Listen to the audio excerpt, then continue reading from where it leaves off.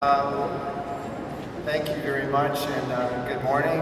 It's great to see the massive crowd that's gathered here today for an extraordinary event as we all come together to celebrate an extraordinary event in the evolution of UHN, cardiovascular medicine here at UHN and in Toronto.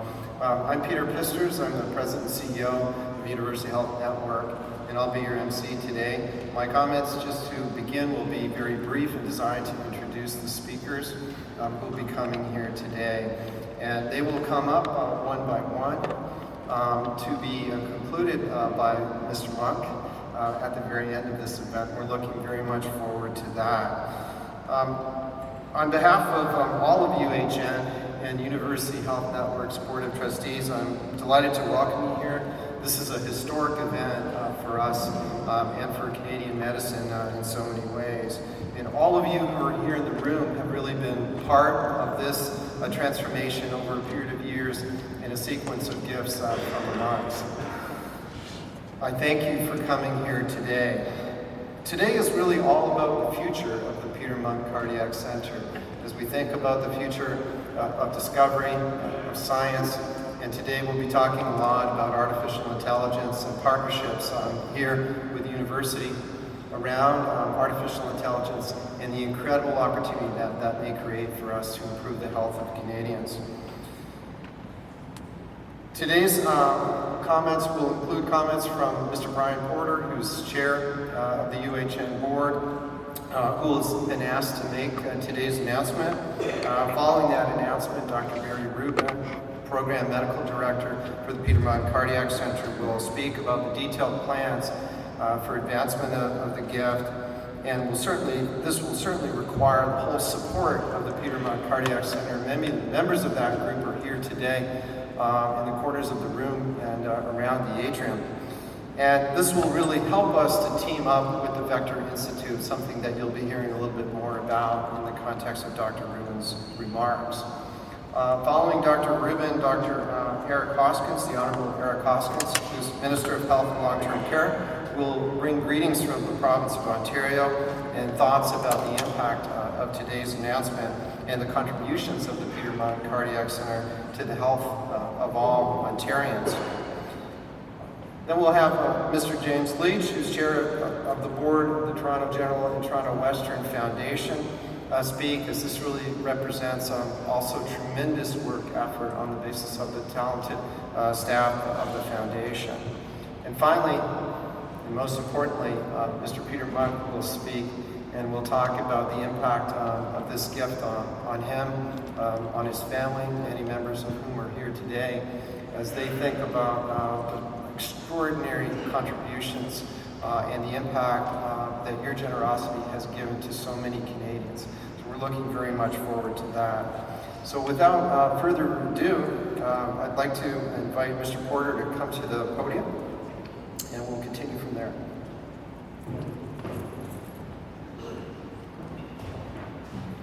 Thank you, Peter, and good day, everyone.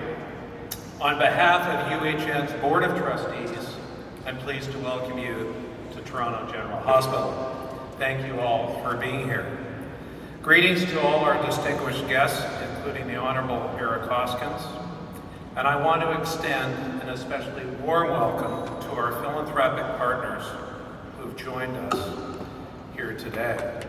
All the great work that is done at this hospital could not have been done without you. That statement is especially true of two UHN donors who are here with us today, Peter and Melanie Monk. Nearly a quarter of a century ago, Peter and Melanie gave their first gift to Toronto General.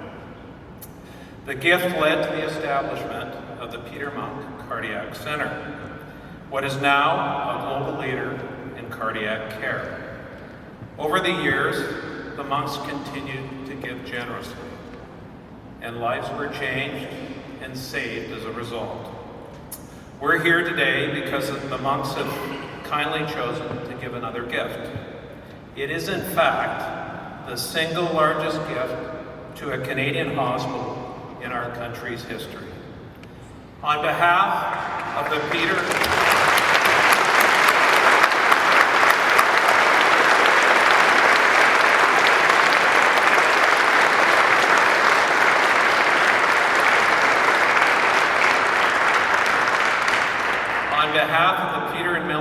Monk Charitable Foundation, I'm delighted to announce the commitment of $100 million to support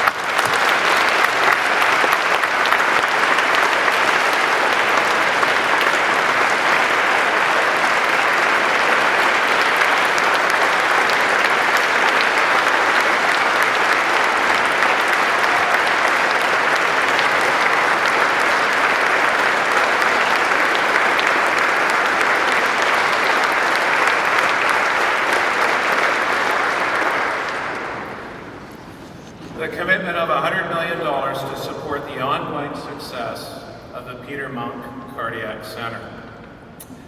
This gift is a tremendous vote of confidence in the teams at UHN and the Peter Monk Cardiac Center.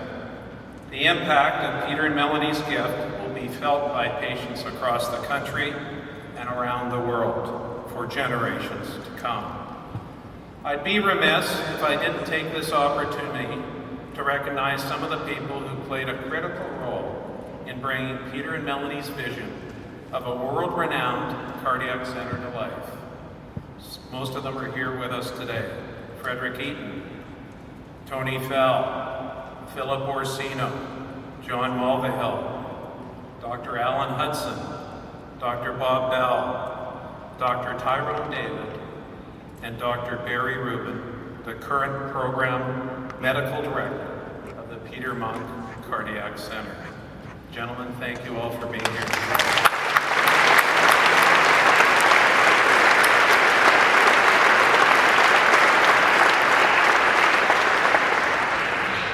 On behalf of the team at UHN, I want to close by once again thanking Peter and Melanie for your philanthropy and for your support over many years. We will continue to work tirelessly to be worthy of your generosity. I would now like to invite to the podium Dr. Barry Rubin to tell us how the Peter Monk Cardiac Center will put the Monk's gift to its full potential. Dr. Rubin.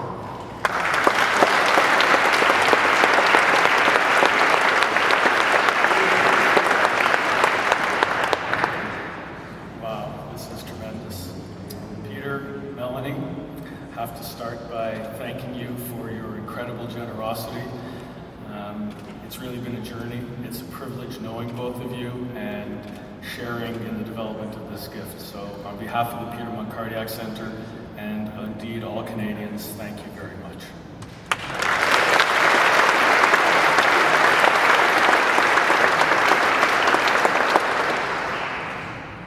Minister Hoskins, Mayor Tory, ladies and gentlemen.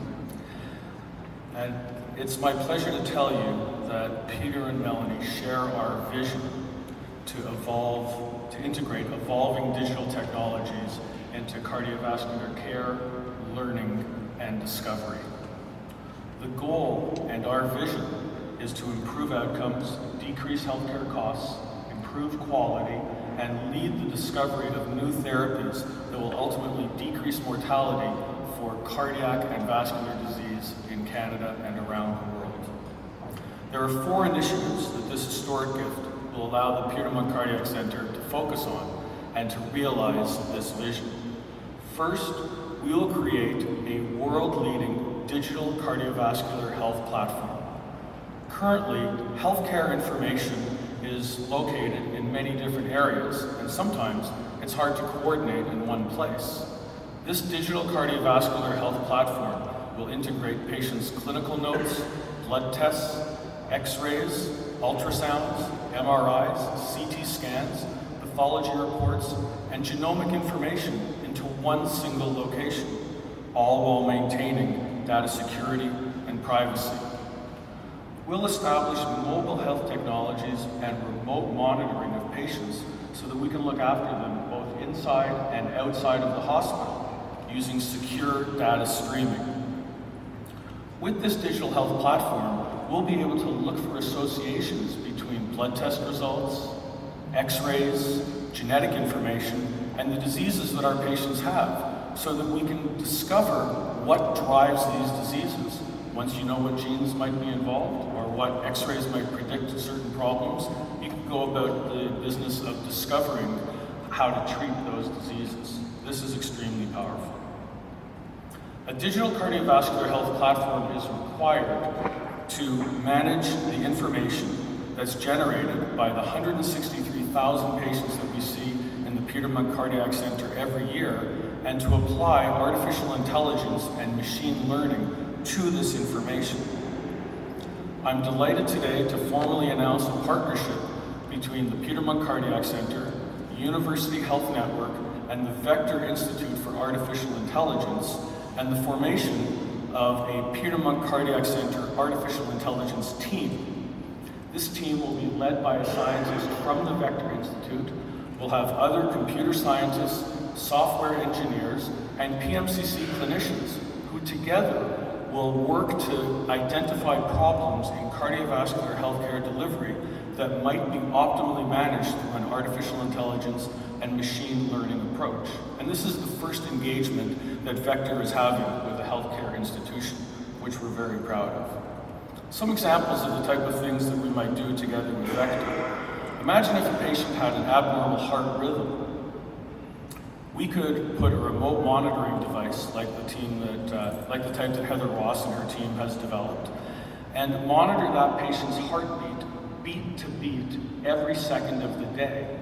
And that system, using an AI-based protocol, could do things that no human could do, which is identify problems that may be on the horizon. So the idea would be, the system would tell us the patient is about to have a lethal abnormal heart rhythm or a heart attack, and we would bring them into hospital and treat them before that catastrophic event ever happened. We envision being able to use natural language processing to be able to speak with any patient, no matter what language they speak, in real time. Given the multicultural nature of Toronto, this would be a huge advantage. We will use predictive models and decision support to tailor the care that we provide for our patients that's based on their clinical information and their genes. We could use AI to predict when patients might be discharged from the hospital. This would be a tremendous advantage and would maximize our use of precious healthcare resources. We anticipate being able to teach medical students, residents, and fellows AI-based protocols so that when they go into practice, they're used to using this type of technology. And finally, I'm happy to announce that we will have a partnership with the Rotman School of Management and the Creative Destructive Laboratories so that we can identify and commercialize AI-based therapies or AI-based protocols that will lead to new revenue streams which can make the PMCC artificial intelligence team self-sufficient. When people around the world think of artificial intelligence and cardiovascular healthcare delivery, they will and should think of Toronto.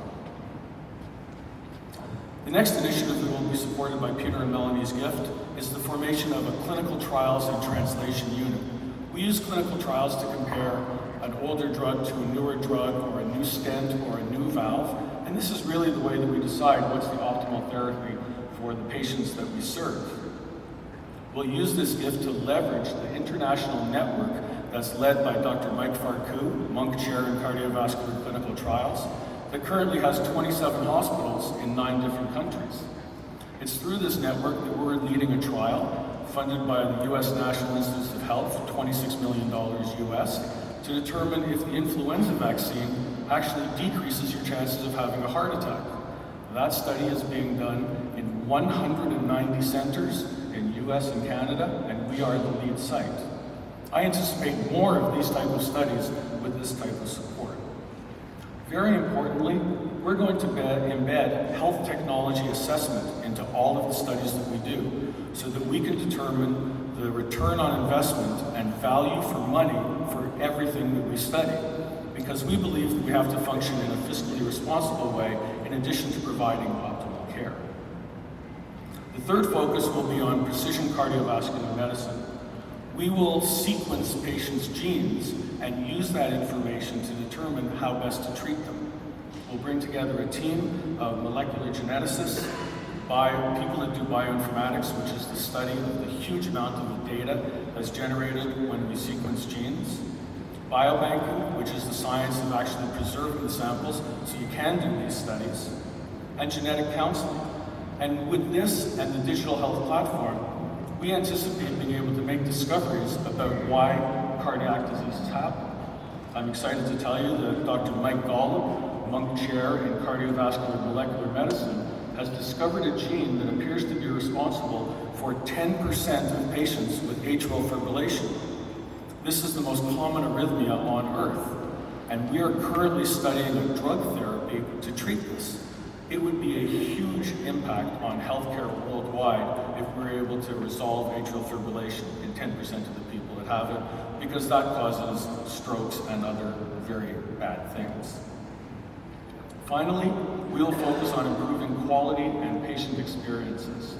We've set a mandate that every single patient in the Peter Munk Cardiac Center will participate in an international quality assessment database where we compare our outcomes to those of 1,000 other centers across North America. The idea of this is not to be able to say, we're really good at something or another. It's to identify where there's opportunities for improvement. And where we see those opportunities, we'll create multidisciplinary teams, change the way that we practice, and most importantly, in real time, track if we start doing better. This is accountability, and this will result in efficient, coordinated, and multidisciplinary care. Finally, we're going to make things easier for patients when they come to the hospital. I'm sure most of you have had the experience of coming once, twice, 3 times or more to have to get your care coordinated. I'll give you the example of a patient with an abnormal heart valve. In the new Tyrone David Valve Clinic, if a patient comes to us with an abnormal valve, they'll get a heart ultrasound, see a cardiologist, see a cardiac surgeon, and not leave the hospital until they have a plan of care. We're here to serve patients, not to make their lives more complicated, and this is one of the ways that we will do this. Together, we believe that these initiatives will change the way that cardiac and vascular care is delivered around the world. I'd like to thank the members of the Peter Munk Cardiac Center working group that helped put this together, the section leads, which include Heather Ross, David Jaffrey, Mike Farku, Mike Golub, Luke Brzezowski, the Munk Scientific Advisory Board that oversees everything that we do and is led by Victor Zhao, President of the National Academy of Science of the United States, and the UHN executive team, whose members I see all sitting in the same row, that's a dangerous row, who were very helpful in vetting the proposal, and this was crucial, and this is Dr. Pister's idea. We wanted to ensure that whatever we proposed, the hospital was aware of and could be seamlessly integrated. So, and finally, I'd like to thank my friend, Dr. Bernie Gossovitz, who played an integral role in putting all of this together.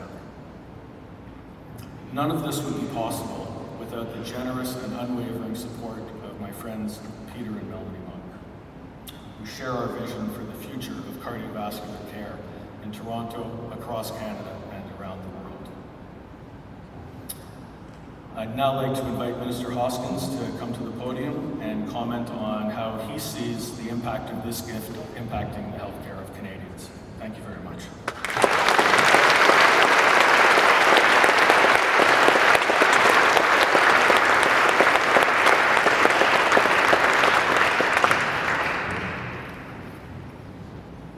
So everybody understood that, right?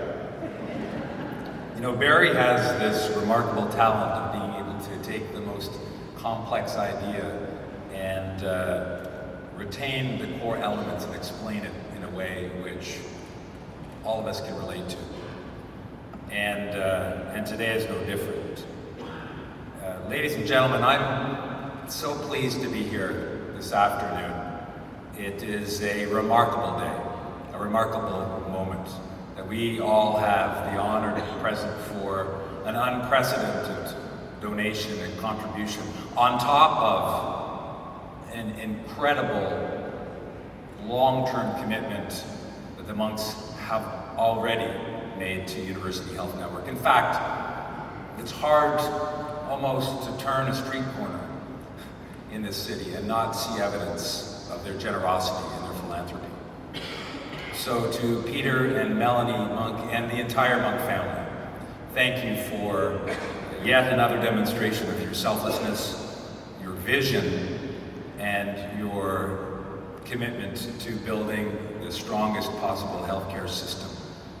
Not just for Ontarians, not just for Canadians, but for the world. Because as Barry was saying, this truly is the Munk Centre already, I know it is already a world-class institution. It is already a world-leading institution that is providing such remarkable innovation and quality care for people around the world. And the breakthroughs and the research and the talent that exists here is of the benefit to this entire planet. And there are so many tangible examples of how that's true. And I believe that absent the Munk commitment over so many years and the existence and the fortitude of this center, absent that commitment from the Munk family, we wouldn't be able to say that with such vigor. We wouldn't be able to say to the world and demonstrate to the world the cardiac leadership that is provided here. So, ladies and gentlemen, it is a humbling honor to be here. And in my brief remarks, I simply not only want to thank, of course, Peter and Melanie and the Munk family, but I want to thank the entire team here at University Health Network. And thank you for the opportunity to join you this afternoon. This is the cutting edge of cardiovascular care and research. This is going to allow the Munk Centre to leap forward beyond its peers around the world in an area which this province has embraced, and I am so personally convinced is truly that next revolution in healthcare which will deliver better outcomes and higher quality, and that's the digitization of health and the digital elements of healthcare that allow not simply for the sake of embracing technology or IT, but it allows us to provide a level of service and a coordination of care to patients like never before. And ladies and gentlemen, I know with this contribution that everyone here associated with it is eager to get to work. And you can hear it in Barry's voice as he describes the various elements of the program. But I'm personally struck by what these elements of what is phase 4 of this project is going to mean for cardiac patients everywhere. It's going to transform the lives of cardiac patients around the world, as I mentioned. We know that from the moment a patient enters the hospital, their goal is to get better and go home. And our goal as health professionals is to help them reach that goal. And in the past, and often in the present, the medically necessary monitoring of cardiac patients prevented them from going back to the comfort of their home as quickly as they would have liked. Because to ensure that smooth recovery, patients had to stay close to the nurse's station. And of course, in many instances, and for a number of days, they still do. But with the development of a world-class digital cardiovascular health platform as part of phase 4, everything is changing. Advances in mobile technology, as we've heard, are making remote patient monitoring both possible and feasible and necessary. We'll be able to monitor cardiac patients closely, logging information on their recovery and notifying not just the specialist, but also the patient if they require immediate or further medical attention. So as I mentioned before, we all know that patients want to be at home, but they want to be safe and secure, and they want to know and have the confidence that they're getting better. This will enable them, but so much more. We heard the comments about clinical trials. We heard the remarkable association with the Vector Institute on AI, artificial intelligence, and its ability to predict and inform and mature the interaction between patient and provider. So ladies and gentlemen, this technology that's being described, the impact of this $100 million contribution is truly outstanding and remarkable. It will lead to the development of new life-saving therapies that will improve heart and vascular health for people, again, people around the world. Simply put, it is going to change lives. So I'd like to sincerely thank both Peter and Melanie Monk, and in fact the entire Monk family, for this immense and generous donation that is helping UHN, together with the Vector Institute and so many partnerships, the Rotman School, for example. Thank you for helping to truly bring this pioneering medical innovation to life. To the two of you, your commitment to UHN and this city and this province is legendary. And this today is one more clear demonstration of your selfless generosity and philanthropy. Thank you.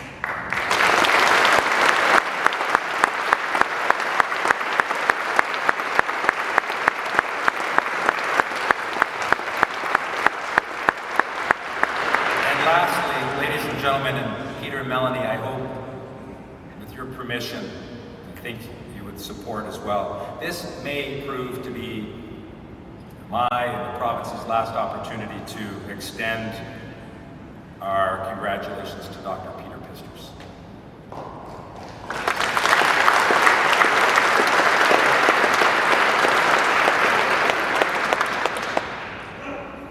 Don't worry, Peter, today is not about you. But it's important, particularly for the benefit of those who may not have heard, which is probably no one here. Peter, as we know, will be leaving UHN to be the president and CEO of MD Anderson Cancer Center in Houston, Texas. And it was only, I think, 2.5, 3 years ago that we were able to, I don't know how you did it, lure Peter from MD Anderson, where you had worked for 2 decades, back to Ontario. But it has been a glorious 2.5 years. It, I know, was a difficult decision for Peter to make. And I'd be disingenuous if I said that we weren't going to miss him. But I want to wish Peter all the best. Thank him for sharing his time with us. This contribution, this donation of $100 million may actually get him to reconsider. We can only hope. But thank you, Peter, for your commitment and your contributions that you've made and will make. But today, as I mentioned, and in closing, ladies and gentlemen, today we are celebrating the selfless philanthropy and generosity. And this is the kind of guy he is, because he's nodding his head no, he's heard enough of this, Peter has. But this is a remarkable demonstration of two individuals and what they can do together with our healthcare system, with so many talented individuals, that compassion and commitment and talent and drive to be the best we can be. This center is the best. Thank you very much.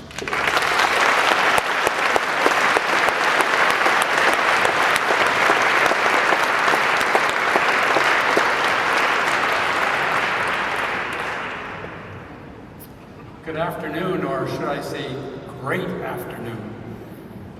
What an honor to be here today to share this incredible moment when the future of cardiovascular care will forever be transformed, thanks to you, Peter and Melanie. You know, it was 25 years ago when Peter and Melanie came to UHN with a vision to revolutionize cardiovascular care in Canada. Their landmark gift at that time helped to establish the Peter Monk Cardiac Center in 1997. And their support in the following years has positioned the center as one of the world's best. So here we are again, 20 years later, to recognize once again the immense generosity, a historic one, that will help the Peter Monk Cardiac Center become the leading heart center in the world. Now, the Peter Monk Cardiac Center is and will continue to be a source of hope for all Canadians, one that Canadians trust, one that they turn to when there's nowhere else to turn. The knowledge that lives here and is born here Combined with the Peter Munk Cardiac Center's incredible staff, many are here, who are driven to make a difference, makes this a truly remarkable place.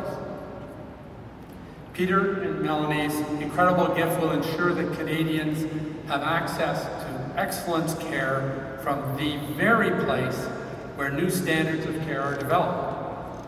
It is here where people are driven to change the world. And that is exactly what the Peter Munk Cardiac Center and the monks have in common.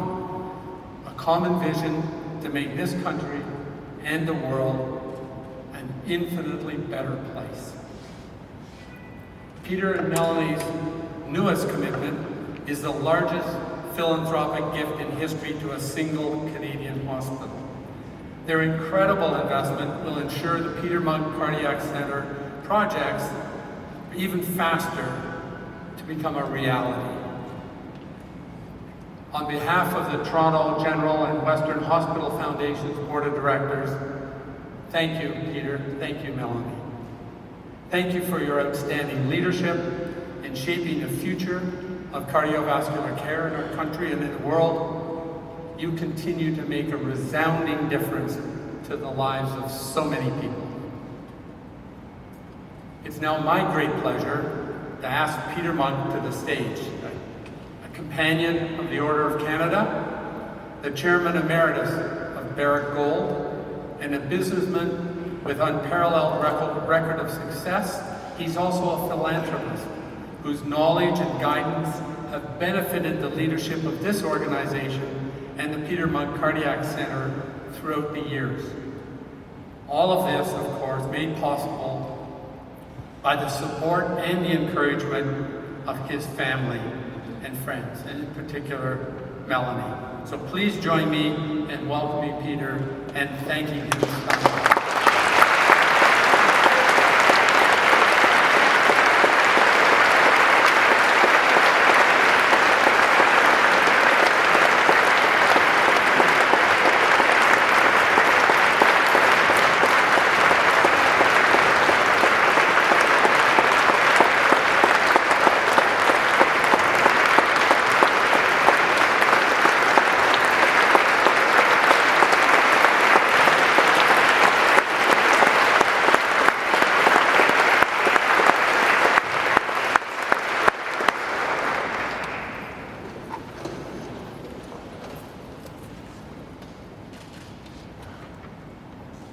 Maybe it's because of my age, maybe it's because I'm getting slowly too old to think properly, but I don't think I've been anywhere where I've heard that many beautiful speeches. Maybe also my egotism, because everybody talked about me. So thank you all. Thank you, Mr. Mayor. Thank you, Mr. Minister. Thank you, Mr. Chairman. Thank you all. Thank you, Peter. Thank you, Dr. Rubin. And thank all of you in this room, because without you, all this talk and all this great ambitions sitting in boardrooms and trying to make money would be nothing. It is you who deliver the food. It is you who clean the rooms. It is you to whom the sick person looks every day and smiles and in hope to get in return another smile. That's what makes the difference. You know, in life, few people are being given real privileges. The ability to give, the ability to donate is truly a rare privilege. But like all privileges, they bring with them an obligation. An obligation that you give your money where you put your money where your mouth is, where your heart is. And when you thank me for what I've done for Toronto, when you thank me what I can do for this community, it doesn't begin to express my immense gratitude, what this country has done to me and my family. I've been saying this now at the university, I've been saying it at the monk debates, I've been saying it at every place where I'm able to make a contribution. Please remember, we're not talking about charity, we're not talking about a gift. We're talking here to repay a debt. That debt comes from the 14 people, including me being number one, needy, with zero to offer, no skills, no money, no contribution possibly, except the handout, please help us. Please take us in. Please look at us as human beings. And that's me, my father, my 87-year-old grandfather, my mother with a tattoo from Auschwitz, my uncles, my aunts, all came here from being dehumanized. Dehumanized by a regime and a continent that knew and saw no parallel, where having the wrong grandmother condemned you to death. And you arrive in this paradise, a paradise that in the 40s was as far as the Mars is today.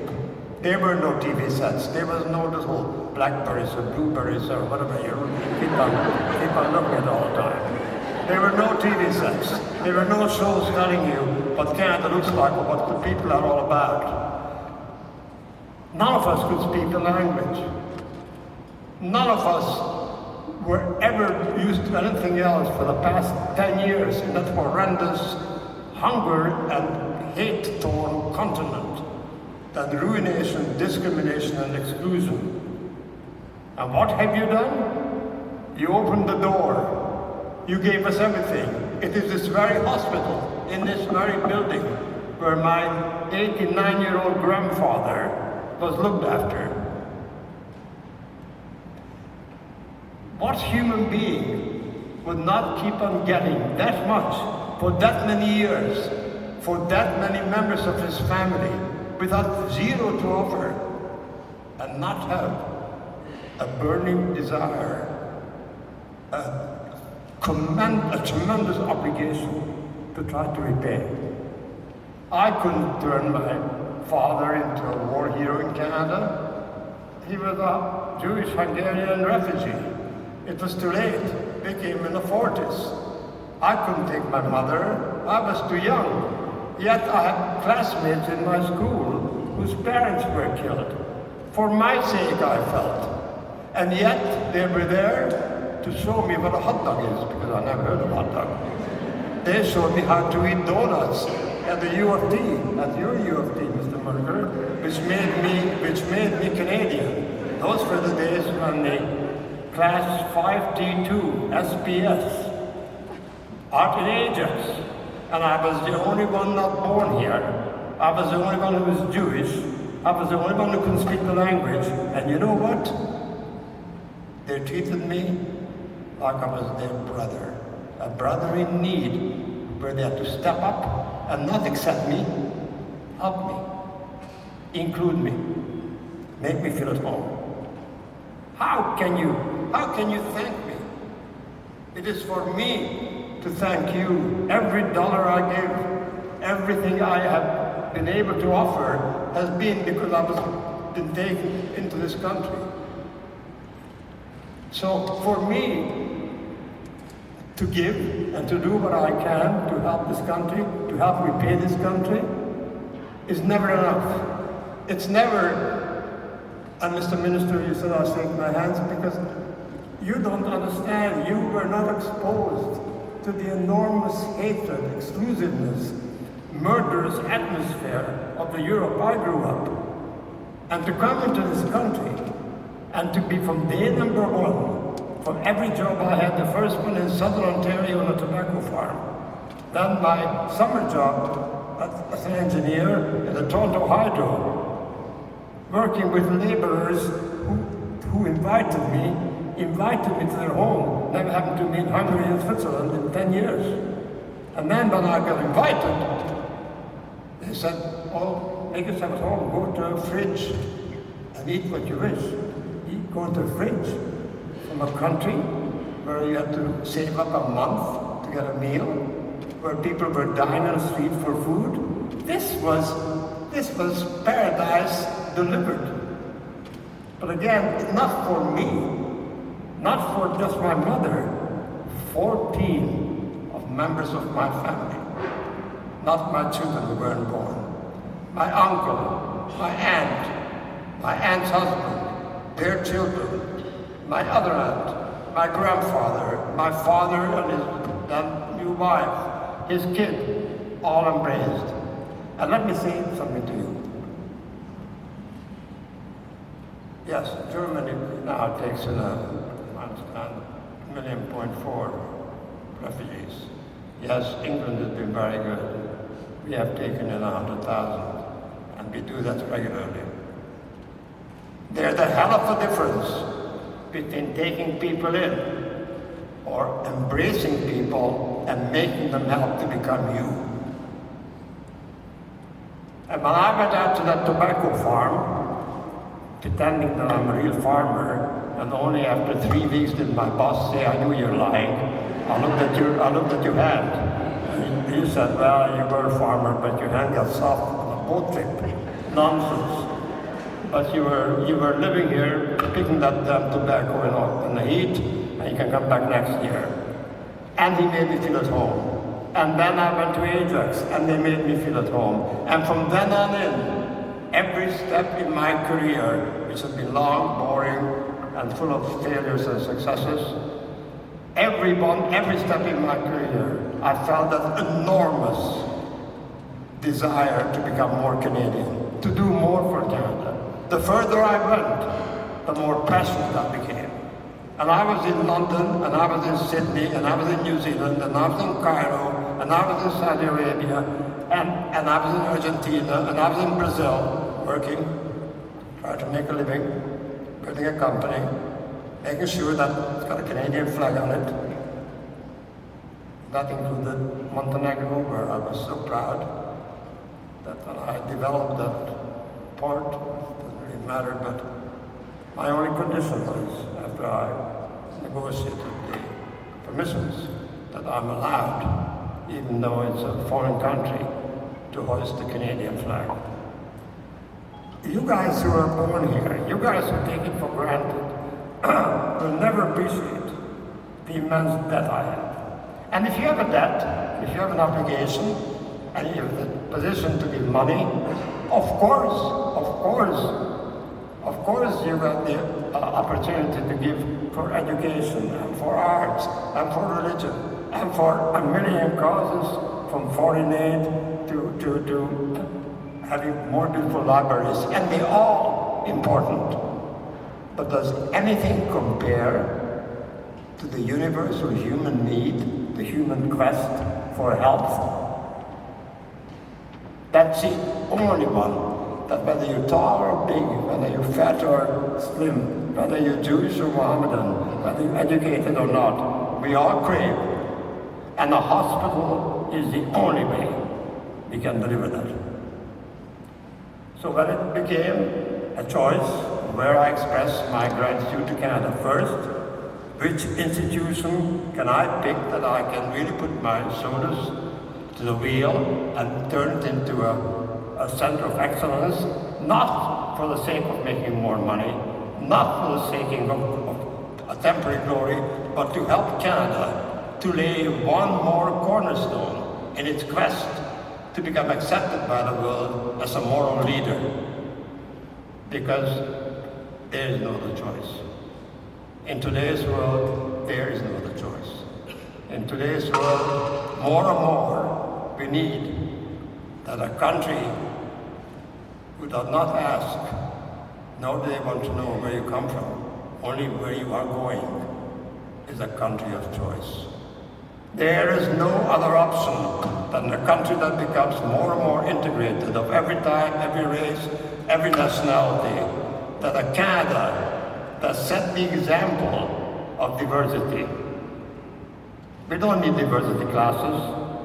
It is in our DNA. Who is a Canadian? half Iroquois mother, a French-Canadian soldier who was beaten by an English officer. Who are we? The Ukrainian farmer? The Jewish cattle immigrant? We are a nation where diversity is our identification. We are a country that got more land, and the world is drying out and fighting for land. We have more land unpolluted, unused than the whole world together. We have more water in a time when there is nowhere but drought and tragedy and hunger. We have it all. And we have the attitude. We have that human niceness. We have that track record of inclusiveness. There is no other country in the world. And if you want to demonstrate and pick one center of excellence that can make Toronto and therefore Canada stand out in the world and prove that we are the number one, there is no better way than a hospital. A, it's down the street from me, where I was educated. B, my grandfather passed away here and was looked after. But C, the Toronto General Hospital's origins made it an outstanding institution, and with the modern technology, innovation, and the modern approach to improving medicine in every way, in every shape, from DNA to cloud digitalization, this was an opportunity that you could not miss. Yes, we also happen to have the world's best health system.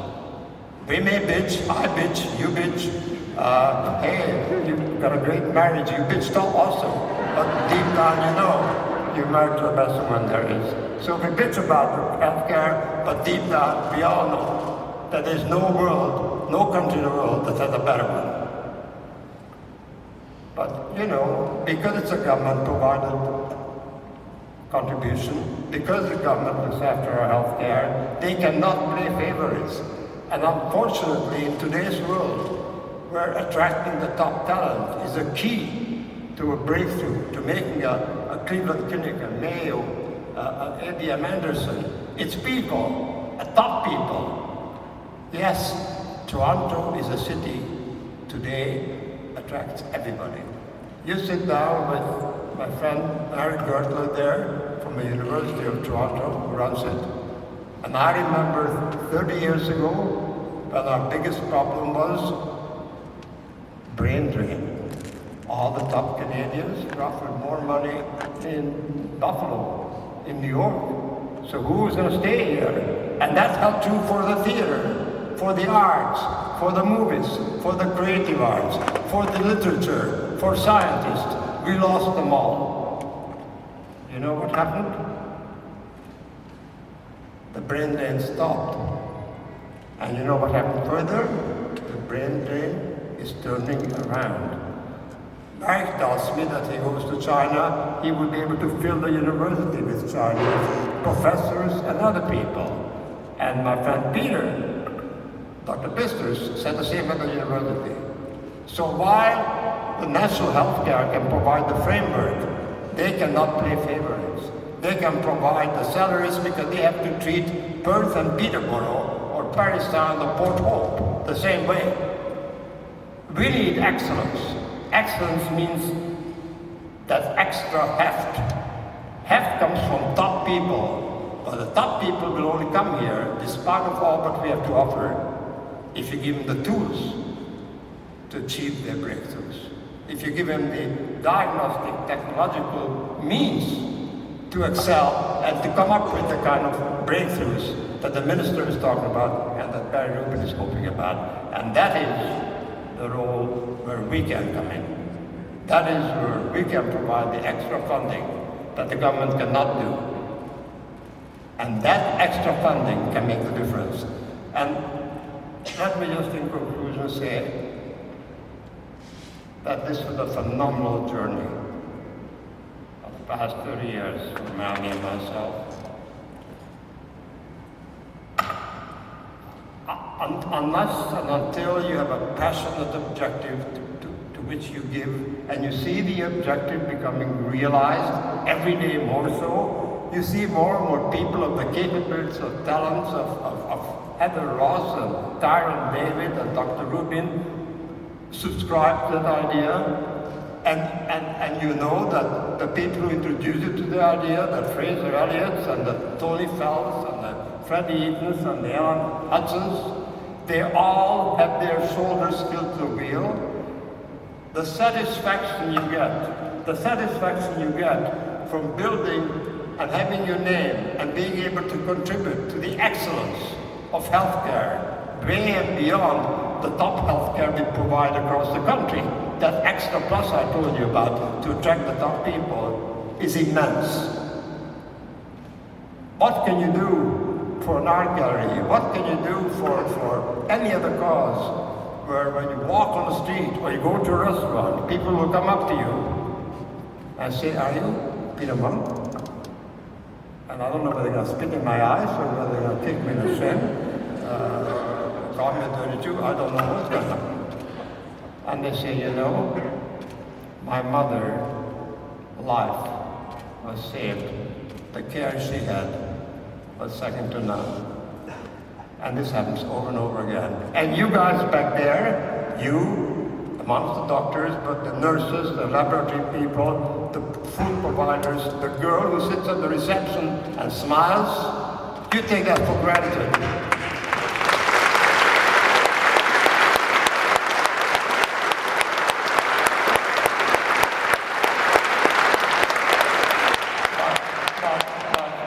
For normal beings like me, particularly my kind of being, where my left-leaning daughter calls me an angry, white, out-of-touch male chauvinist.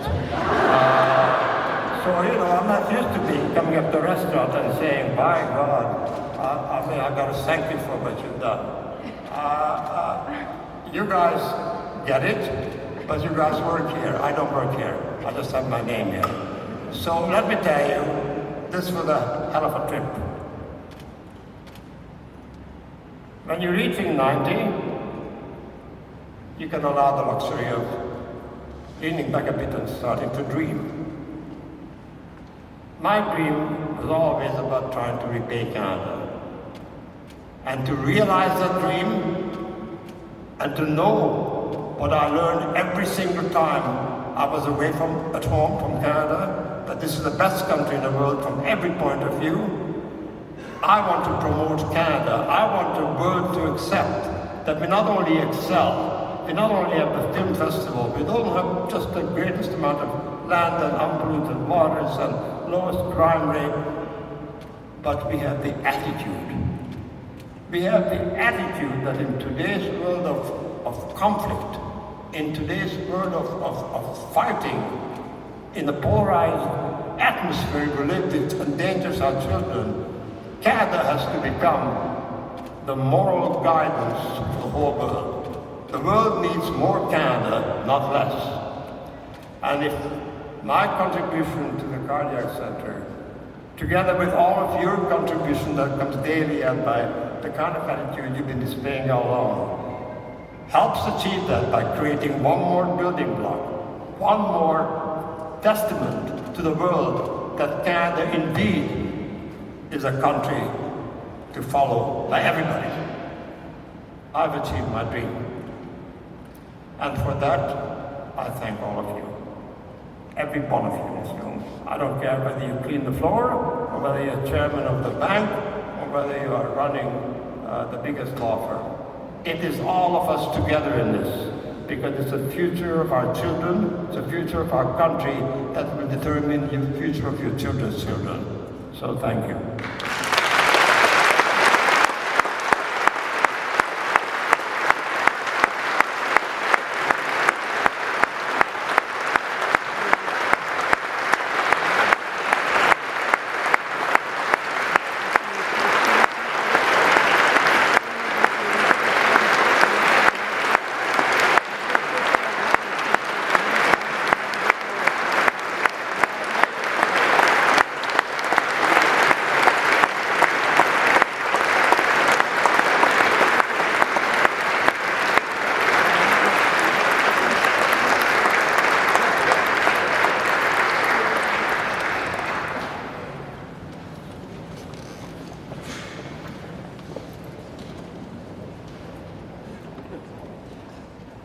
impossible to follow that.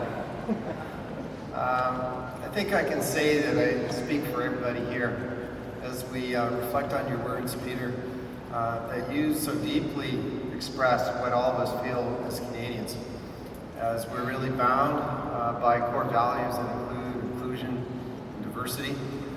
We understand the value of hard work, the opportunity created by education, and the tremendous collective effort that we have. I think your words were all of us coming together. And it doesn't matter what our roles are, everybody in the room here today. The best way that I can really think about to reflect upon today is through the lens of our purpose statement as an organization. And when you look at why we exist, why we come together as a community, it is to transform lives and communities through the excellence in clinical care, discovery, and learning. And it's really that which is so empowered by your gift. We will be able to transform lives. We will be able to transform communities. And that's really why we come together. That is what defines us really as Canadians and binds us together in an extraordinary social contract. So I think I can speak for everybody in the room today. I can speak for everybody in Toronto. I can speak for everybody in Ontario. And I believe I can speak for all Canadians in thanking you